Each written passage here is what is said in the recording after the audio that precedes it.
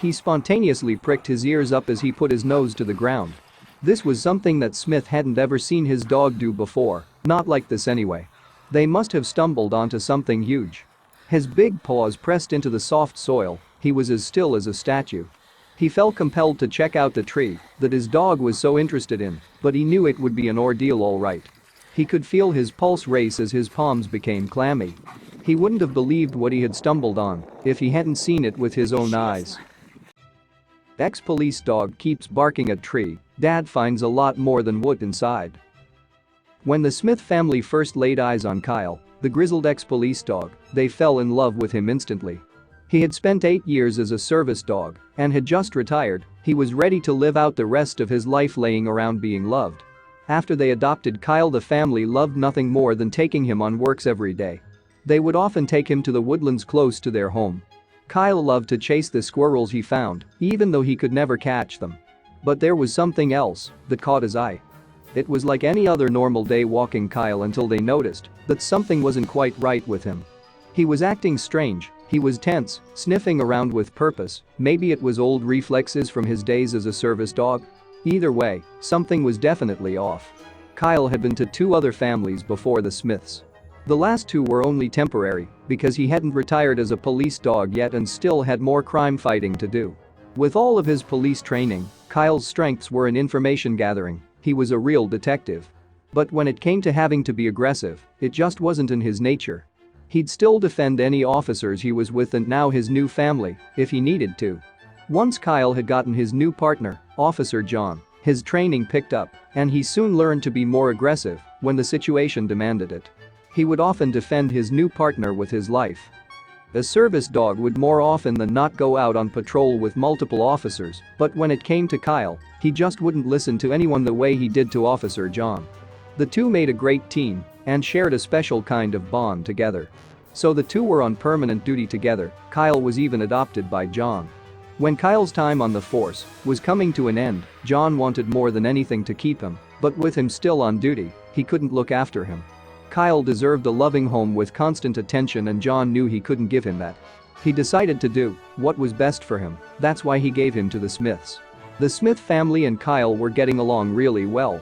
They ended up exercising way more than they used to because of the daily walks and they felt reassured that they had a new guardian that would keep them safe. Until they went for a normal walk in the woods one day. Their house was in the countryside and had a massive woodland that surrounded it on all sides. It was a great perk for Kyle. Any normal dog would have run rampant in the woods chasing after all manner of wildlife. But Kyle found something else. The day started out as it usually did. They started their walk and Kyle bounded ahead of them. They walked the path that they always had, then Kyle insisted they go explore a different route. That's when the family noticed that their dog was acting very strange. Kyle had never been out of the city for this much time before. He loved his daily walks in the woods with his new family, but today there was something different, something they hadn't anticipated. For some time, when Kyle was at home he started acting strange. He didn't want to eat and wasn't as animated as he normally was. But on the walk, he was happy with his tail wagging and bounding about in the wood. They could see that this is how he must have been while he was still in service. His old reflexes from his police days kicked in as he started burying his nose in the earth, following a trail only visible to him. The family tried to call him back to the path, but he was too focused on the scent. It wasn't out of the norm for a dog to sniff the ground sometimes on walks. Kyle would sometimes find all manner of wildlife while they walked. One time he had even found someone's old clothes. If this hidden trail had something to hide, Kyle would seek it out and find it. But the scent that he had found this time seemed to make him anxious, something the family had never seen before. They had to keep going now that they were invested. The family felt that it was strange behavior for Kyle. Maybe above them, there was something hiding in the trees? A small animal perhaps? It could have been taunting their dog knowing that he couldn't catch them. But as they looked up all they saw were twisted branches where leaves would be in spring. Kyle had found something that so far was invisible to them. What had he found? The family started getting nervous too. Smith called him again, but it was no use. Instead, Kyle lay down, frozen. Smith wasn't sure what to do, so he called John, Kyle's ex-partner. John explained that Kyle was trained to do this if he picked up a scent that was out of the ordinary or presented a danger. He told Smith to investigate the tree But to be careful as it could be dangerous. Is it drugs? Smith thought. No, what he'd find was so much worse. As Smith approached the tree, he saw that the bark was loose. Kyle began to bark loudly. Feeling encouraged, Smith braced himself and peeled it back, revealing the hollow inside of the tree. After peering into the dark, suddenly his eyes focused and he jumped back. It wasn't drugs. Kyle, on high alert, awaited his follow-up command. Without a moment's hesitation, Smith pulled out his phone and called the only person he could think to report it to. He shakily dialed John's number. With his voice trembling, he described exactly what Kyle had found in that old tree. John, highly disturbed and utterly incredulous, rushed to gather forensics experts before they all raced out to the scene. For John, the trip down to Kyle's new home was excruciating and took far longer than he realized. After 2 hours on the road, they were still driving. John had been so busy with work that he hadn't been to visit Kyle since he had been adopted by the Smiths. He felt a stab of guilt about his old partner as they finally arrived. As soon as he sees the familiar sight of the cruisers, Kyle can't contain his excitement. He runs toward John to a reunion that would drive you to tears. But with a serious matter to attend to, John soon made his way to the tree. He pulls back the tree bark. His heart races as Kyle urges him on with his barking. His eyes pop as he confirms the heinous sight Smith had described to him. What is it? Kyle had led them to a human skeleton that had been stashed within the tree.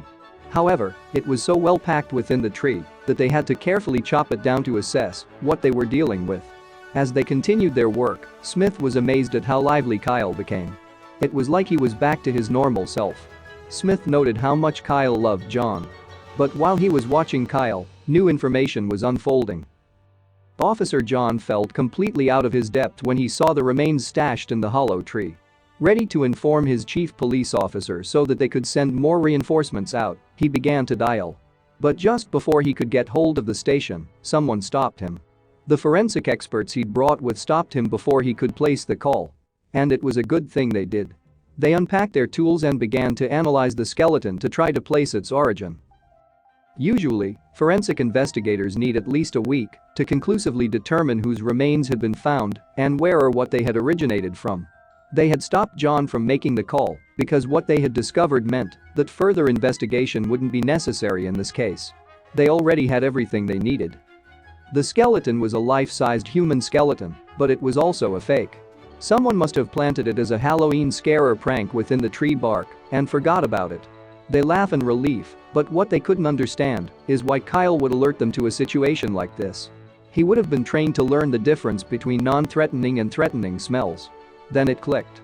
Smith was the first to put 2 and 2 together. He realized Kyle just wanted to see John. His recent behaviors showed signs of loneliness. He was missing his best friend and former partner. He knew John would come running at his police behavior. Perhaps that's why he did this. Was it orchestrated? Kyle had been looking at John since he arrived. John looked down at his ex-partner, who was still jumping around in excitement, licking his hands and nuzzling his legs. Then, it dawned on him that maybe this had never been about the skeleton. John recalled that, in all their years of working together, there was only one quick and foolproof way to get his attention. Kyle must have known that there was no quicker way to make John rush to him. All he had to do was sit and bark when he found something, just like he'd been trained to do. John couldn't help but laugh out loud when everything began to make sense. He bent down and scratched Kyle's head and looked deeply into his brown eyes. Kyle's signal was a secret message for John, the partner he had missed so much. He'd missed him so deeply that he had to figure out how to see him again. Even though Kyle hadn't seen John since he'd moved to his new home, he remembers the days when they worked together and remains loyal. John, still looking into Kyle's eyes, was incredibly moved by his display of unwavering loyalty and love. He decided to stay at the scene for a little longer so that he could spend some quality time with his ex-partner. As they walked around the woods alone, John could see how happy Kyle was. And, before leaving, John made a promise. He was going to visit Kyle as often as he could. Now, John looked back at him for a while and laughed wholeheartedly. He looked at Kyle wagging his tail with a goofy grin, still jumping up and down with happiness. John felt a sudden pain of guilt and heartache, but knew he had made the right decision. With Smith by his side, petting Kyle and laughing along with the ruckus he caused, he thought, what a smart old pup. This story illustrates how little credit we give dogs. But sometimes, a dog is smart enough to save an entire family.